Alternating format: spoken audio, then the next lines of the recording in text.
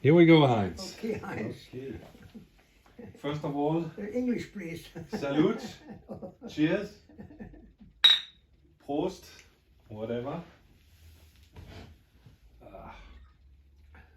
You come from the north of Germany, right? Yes, And this is a North German beer, yes.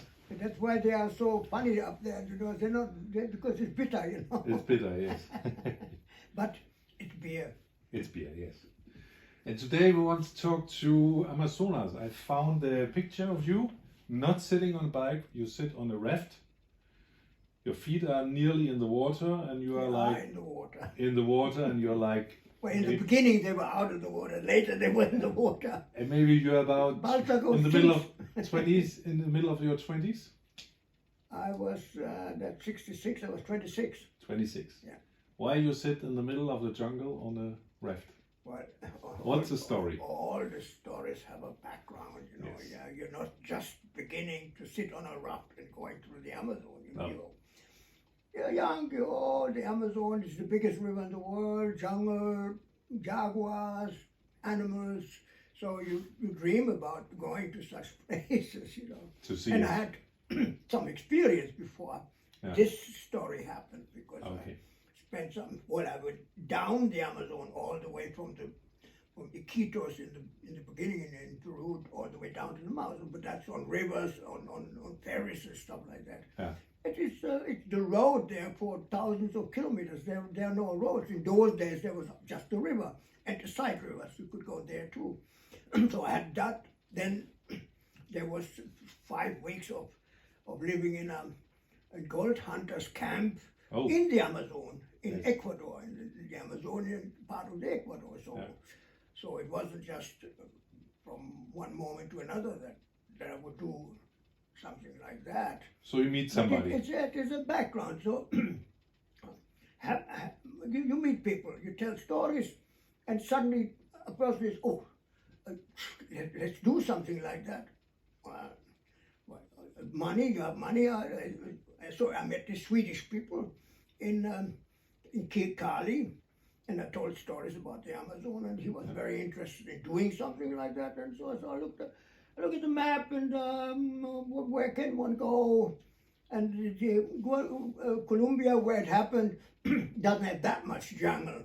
It takes a long way into the so-called llanos, which is more like grasslands, until you finally come to the area where you look, the big river in Venezuela and Colombia is the Orinoco, and not the Amazon, but the Orinoco has a connection. For example, there's the Siquari, a river that flows into both, and so this is an area where it was sort of interesting. You look at the map and how it would be possible to go from there to this and this and this. So this is how I made a plan for the Swedish guy who was the driving force behind it, and he decided if his wife wanted to or not. He had a certain time when he was available, and so we organized it. Okay, we're going to do it. So because of my previous experience, I knew more or less what to do. With Cali, we could have started in Cali. There are some rivers going into the Amazon, but we went to Bogota. And the best thing is to go from Bogota down into the Llanos. It's all the way down because Bogota is 2,600 meters above sea level. So you go down to a place called Villavicencio, and much in Villavicencio is for people that go into the area, and they have all the shops that have all the equipment. You have mosquito nets, you have shotguns, and everything you want for there. But if you go into the Amazon and you have to think about how to get food and stuff, you think about having a gun to shoot your animals. So it was all kind of a couple of days of preparation, first in Bogota, and then the suite came, then we went down to Villavicencio, then I went shopping around and bought the stuff more or less that I was accustomed to of previous days in the Amazon. And then it was down a river on a boat down to the a side river of the Amazon. It's called the Guaviare. And I saw this place called San Jose de Guaviare, and I said, we're going to do that. The Swedish guy was interested in meeting some Indian tribes that had no contact with the West. And in San Jose, we found out about such people that were called the Macos. Yeah. And so the first part of the trip was down the river Guadalajara. And then the story we got lost in the forest. We finally met this American missionary who was living. They told us about him, but they also told us about the Macos, and they had some conflict with them, and they had shot some of them. And so that nobody wanted to. I never go into the Amazon without an Indian with me, because you're pretty much You're lost. You're lost, you know. And so It's not a nobody Swedish at the last place of civilization, nobody wanted to come with us to go where the Macos were. Okay. But I wouldn't have gone, and I didn't want to go. But Bo, the Swedish guy, he said, we're going to go. Okay, let's go. The people took us to the beginning of the forest, and they just dropped us there. And then we started walking. We lost our way. It was a drama, but we finally did find the missionary. But the whole story, on the way back, we were surprised by a storm. We were completely soaked.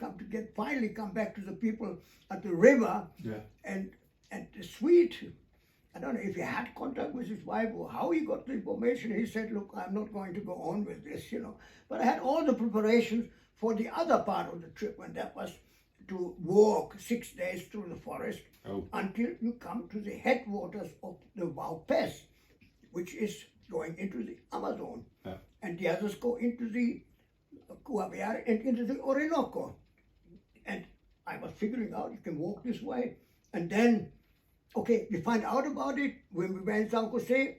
We had local people that were telling about this place where there used to be a settlement, but there was no people there anymore. And he said but he had been hunting, they call it perro de agua, this is some kind of river otters, a skin which was very valuable. And he had been hunting there, and he apparently had left a canoe there, hidden somewhere, but there was no people there. So the guy, he wanted to come with us. And but by that time, us is not us anymore, because Bo Carlo had gone, and I was alone. So I had all the equipment. I was not going to stop with my plan. But the guy alone, he didn't want to come. I only wanted one. I paid him $1 a day. Doesn't sound much, but that was more or less what they would get. And he would food and stuff like that. I had the equipment, but he was afraid to go with me, because he thought it's very dangerous to go alone. Somebody can push you, and you're dead, and that's it, you know. Yeah. So he wanted an assistant, and the assistant came along on his own. He didn't get any payment, but he came along. So he had the security of a fellow Colombian or fellow Indian, because there's Indian people there. Okay. And so we started walking, very difficult route, 6 days through the forest. You know, lost our way a couple of times, but then we came to the headwaters of the Orcas, but there was no canoe. There was no place. We got stuck there, and what to do? But they knew the area of previous hunting trips, that there were balsa trees where they said, well, we can make a raft. Oh. And so in a number of days, we felled the trees, and we built up a raft, always local stuff, because we didn't have any tools for that to build. On a later trip, we had tools to make a canoe, but that's another story. But okay, for 3 people, a raft is no good for 3 people. There's one in the front, one in the back. Yeah. And so the one guy who was there, we had to build a raft for him, a single raft, you know. So he had his legs on the side in the water. But it was a stupid kind of thing. I didn't have any experience with that like that, you know. And so finally we tested it. Well, it seemed to be good. We built a little podest on the middle of the raft to keep the luggage and stuff up, and our guns in the dry. Yeah. And off we gone, you know, down the river. We didn't even know really what it was rainy season. It was flooded. The problem was no dry banks. Oh. So what to do when you sleep in the night? A hammock.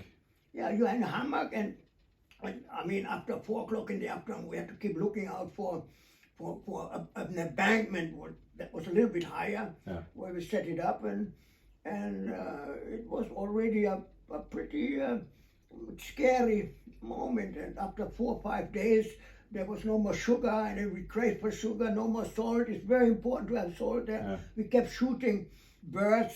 There's one kind of bird they call the pajuil, which was almost like how do you call this?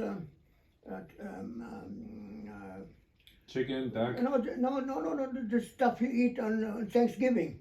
Ah, turkey. Turkey, any, but Yeah. 4 or 5 kilograms, a lot of meat, very good, and a few other things. But most of the animals that you think, like jaguars and stuff, we never saw any like that, Okay. because of the high flood. Sometimes the river would go straight on and would go through a forest. You couldn't go through the forest. You had to go. The river goes like huge bends like this, Yeah. You go 1 kilometer around the bend, and then a few meters further on, you come in the same place, but on the other side of the forest, So it was, and then there was another danger. Sometimes the river split. So I was studying my map very carefully, which way to take. So you throw a coin. Because basically, no, I looked at it. It looked like the right side would have been right, but it was lucky that if you take the wrong one, it lands in the rainy season. It lands in pools of huge water pools and no exit.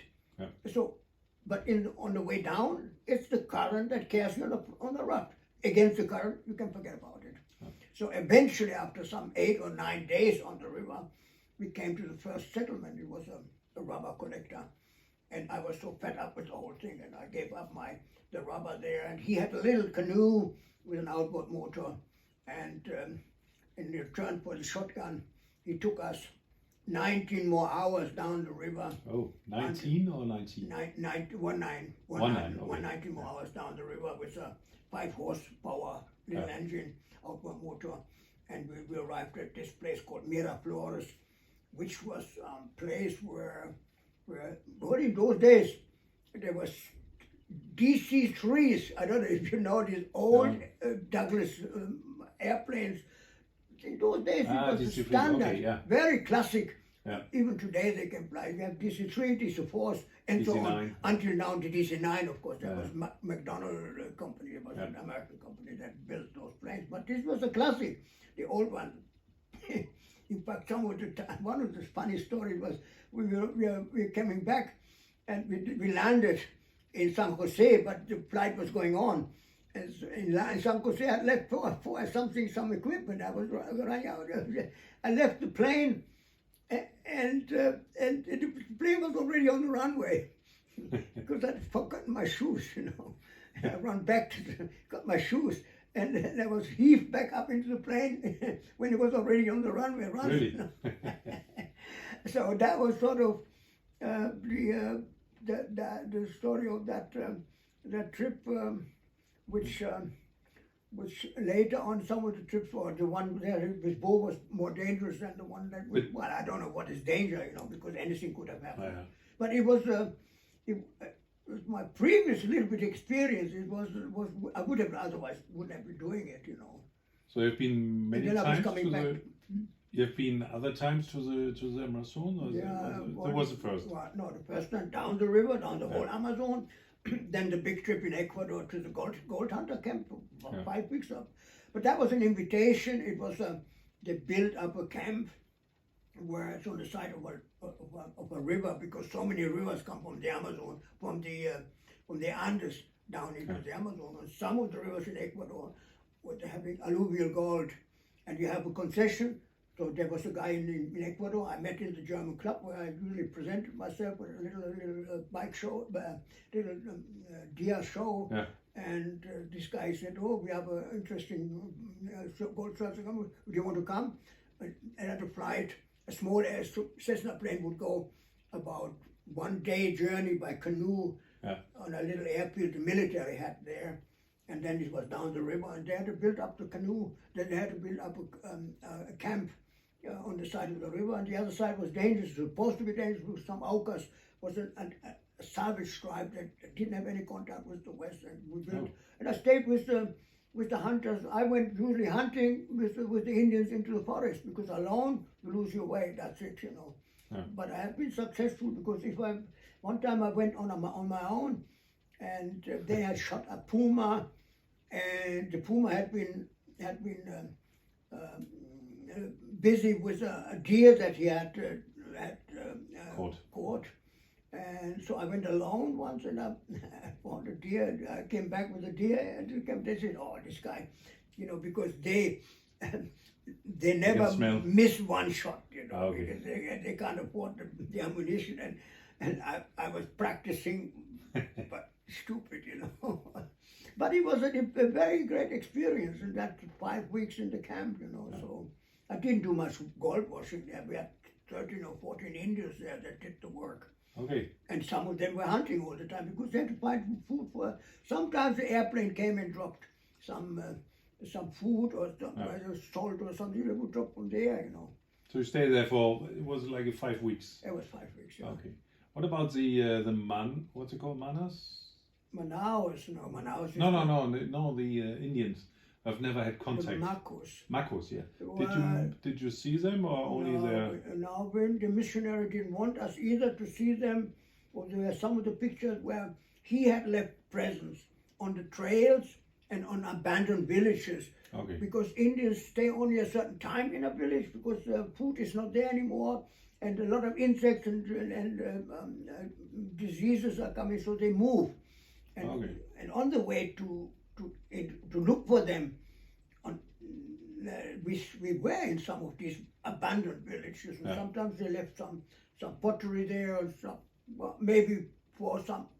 They're on a 10-year move, for example, and they knew more or less they were there, but nobody had to. But is it like nomads? Are they going around like nomads? Well, no, they're not real nomads like they are in the savannas. And with the animals, because the animal dictate to them where they're following the animals. But for them, the jungle also had limited resources, and many times it was too many bugs and insects were invading even the structure, and it was their habit to. Because when food got difficult, you know, they would move a few miles further down and build up. All the villages were built out of local material anyway. You know? Okay. And the missionary was there. He was from a linguistic group called Loma Linda, and he was there to study the ones that didn't have the Word of God yet, and to study their languages, and to translate the Bible into the new language, you know. And he was with his wife and 2 children somewhere in the forest there. The last on the river, they told us about this, and we tried to find them. We did, with a lot of luck, found them, and he didn't want us to make contact with the Makos, because he was going to do the Word of God. He would bring the Word of God to them, you know. So eventually, after 2 or 3 days with them in a complete wilderness, with 2 little children, you know, blonde children, incredible. You know, and so I don't know if they would have had problems. They had a way to contact their organization. They would have probably came by helicopter or rescued them. I don't know what had happened eventually with them. Although I've heard of it, because Ryan, the American guy, he tries to investigate about all these old days, you know, and he finds out about people. And so